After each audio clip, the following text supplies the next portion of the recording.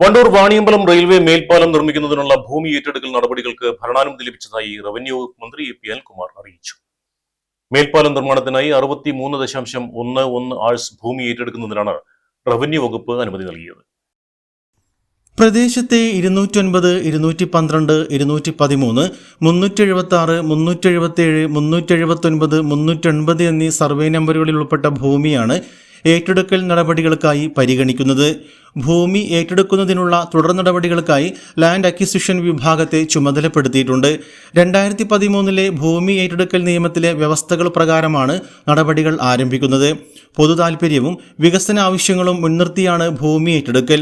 ഭൂമി ഉടമകൾക്ക് നിയമാനുസൃതമായ നഷ്ടപരിഹാരം ഉറപ്പാക്കുന്നതിനുള്ള വ്യവസ്ഥകളും ഉത്തരവിൽ ഉൾപ്പെടുത്തിയിട്ടുണ്ട്.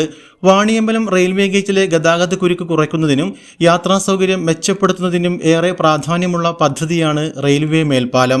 ഭൂമി ഏറ്റെടുക്കൽ നടപടികൾക്ക് ഭരണാനുമതി ലഭിച്ചതോടെ പദ്ധതിയുടെ തുടർ നടപടികൾക്ക് വേഗം കൂടുമെന്നാണ് പ്രതീക്ഷ.